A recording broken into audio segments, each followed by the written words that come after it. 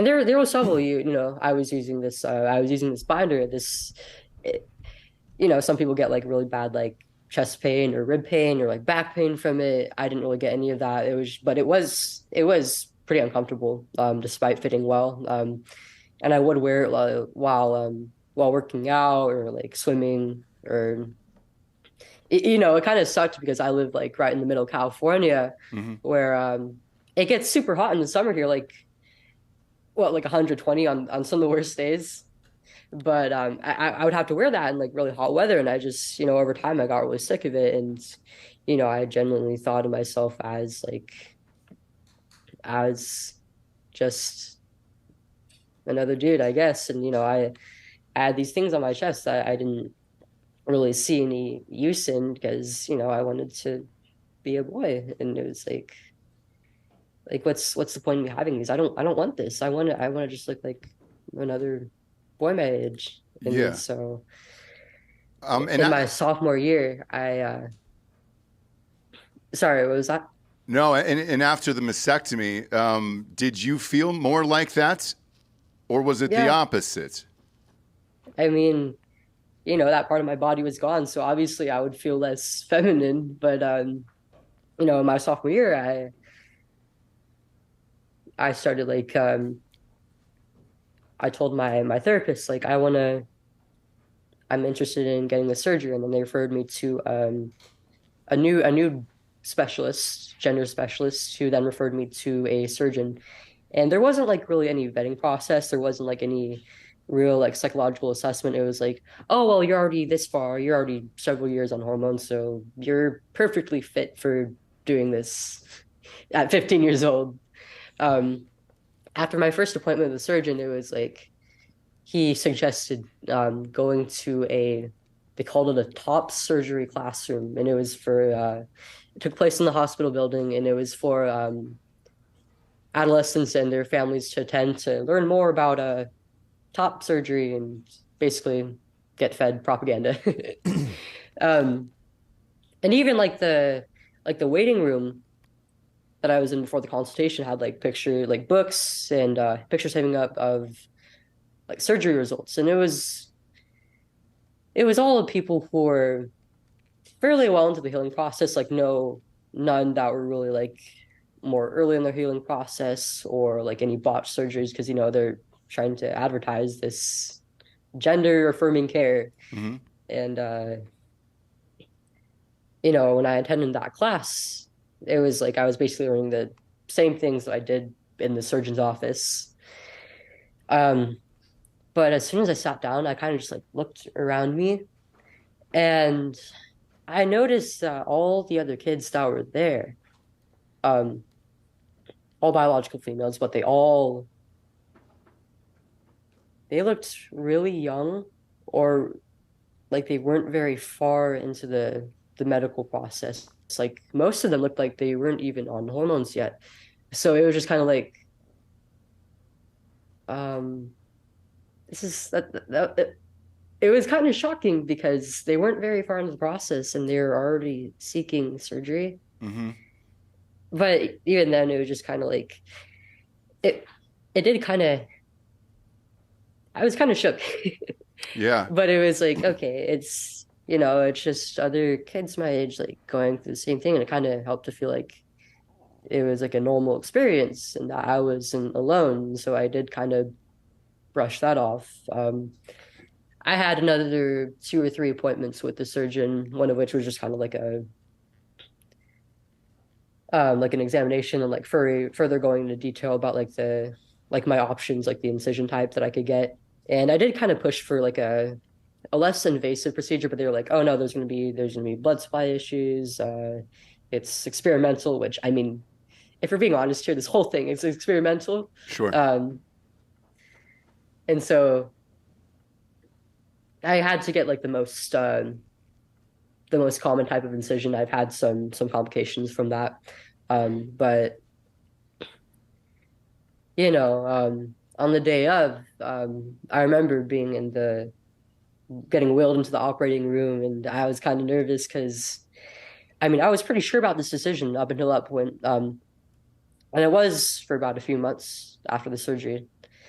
Um, but I was kind of nervous because it was like, it's a big thing, it's a big step. Hmm. And I remember I started making like small talk with like the surgeons and nurses in there. And I remember there was a male nurse in the back, and he was just kind of staring at me like I couldn't really read his facial expression at the time. Um, but I think now it was a look of like, how old is this kid? Like, Yeah. what have I gotten myself into? And I understand now. Yeah. How many other Um, kids were in that class with you at that time, and did they all end up transitioning as well? um, I mean, I wouldn't really know because I didn't know any of them personally, but Hmm. there were about like 12 or 15 other kids in there.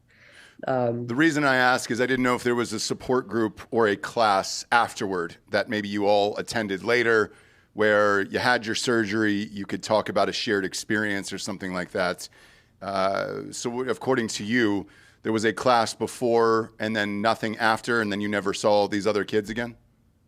yeah, I was like never in any support groups because I never felt like I really needed one. I mean, I had like some like LGBT friends online, but I mean, I never really felt the need to like kind of, I guess you'd say, congregate like that because it was like, I mean, I'm already this far into the process. I mean, I don't feel like I really need any support. I mean, any issues I have don't really have anything to do with it. So at least that's how I felt at the time.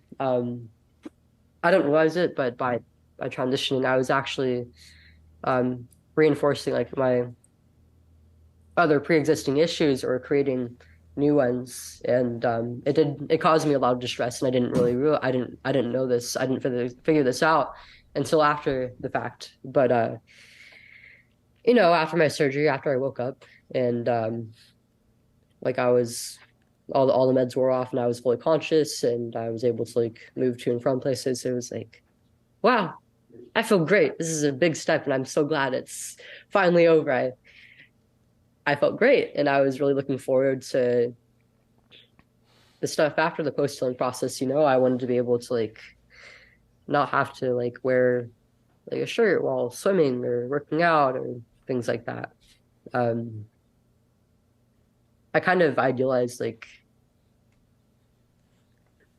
not having like breasts or like not having to basically like being able to go out shirtless. And it's all things considered, it's not that it wasn't that great. But once I got home and it was kind of comfy for a little while. My mom had to kind of take leave to take care of me for a little bit while I was going through the process. I mean, I had a very limited range of motion in my upper body and my arms, so I couldn't really. I had to have assistance with a lot of stuff at home, and there is like a after about like a week, I think I was able to finally like take a bath, take a shower, and then that's kind of when reality started to set in because I had to start like changing my dressings and like look down at this area of my chest that looked completely different, and like I had like these were wounds on my body that I was looking at, and I had to like every night I had to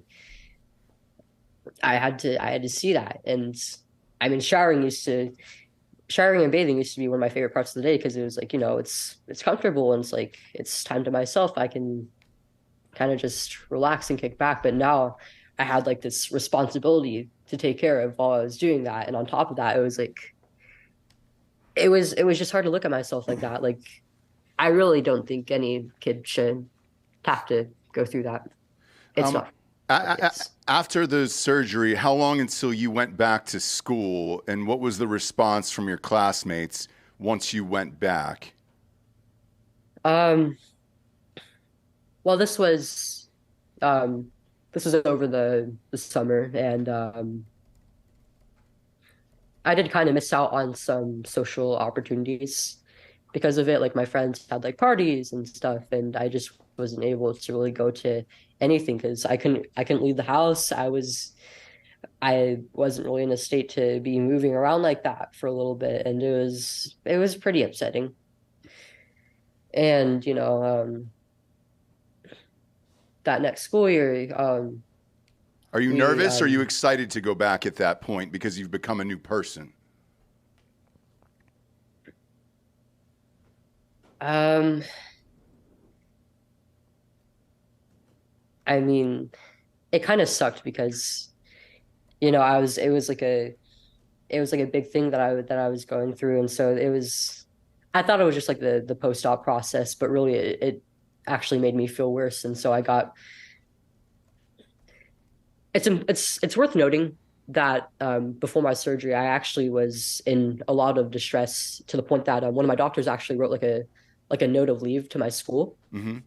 um, and this was just like completely dismissed, and so by that point, I already had been um, I wasn't in the best state mentally, but now that I was dealing with like a major surgery, like a huge change in my body, it was like, and it came with like all these other burdens on top of that. It was like I was even more distressed. And when I went back to school, we had like restrictions for COVID, Gotcha. so it was like the distance learning model, and so I wasn't really able to really go out and socialize really, and so I just I felt more and more isolated from my peers, and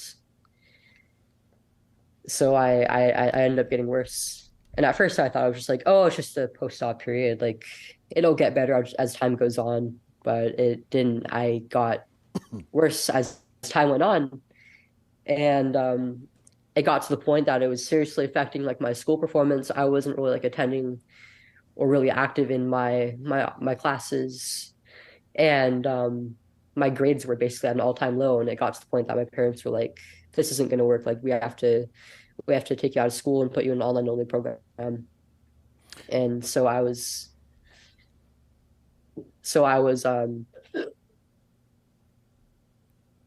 in a considerable amount of distress by this point. I basically had no interaction with the outside world because at this point, not only because I wasn't in public school anymore, but I was also like we had quarantine restrictions in place. And so